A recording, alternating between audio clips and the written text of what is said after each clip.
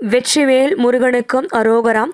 வந்த வினையும் வருகின்ற வல்வினையும் கந்தனென்ற பேர் சொன்னால் கலங்குமே.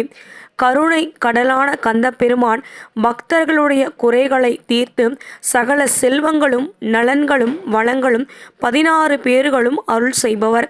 மகா கந்த சஷ்டி விரதம் இன்று 5ஆம் நாள். எம்பெருமான் முருகப்பெருமானுக்கு வெற்றிலை தீபம் ஏற்றி 5 விளக்குகளை வைத்து பால் பழம் நெய்வேத்தியமாக படைச்சு தீபதூப ஆராதனையோடு எல்லாரும் நல்லா இருக்கணும் முருகப்பெருமானேன்னு 108 நாமங்களை வெற்றிவேல் முருகனுக்கு அரோகரா என்று சொல்லி எம்பெருமான் முருகப்பெருமானிடம் வேண்டிக் கொண்டேன். நாளைக்கு சூரசம்ஹாரம் 27/10/2025. ஒரு நாள் விரதம் இருக்கிறவங்களும் இருக்கலாம். அதிகாலை எழுந்து ஐயனுடைய விக்கிரகத்துக்கு அபிஷேகம் செய்து படம் இருந்துச்சுன்னா பூக்களால் அலங்காரம் செய்து தீபதூப ஆராதனை பால் பழம் வெற்றிலை பாக்க வைத்து வெற்றிலை தீபத்தை ஏற்றி சூரசம்ஹாரம் முடிந்த பிறகு தலை குளிச்சுட்டு வீட்டில் அவருக்கு தயிர் சாதம் படையலிட்டு விரதத்தை நிறைவு செய்யலாம். திருக்கல்யாணம் முடிந்த பிறகு விரதத்தை நிறைவு செய்பவர்களும் உண்டு.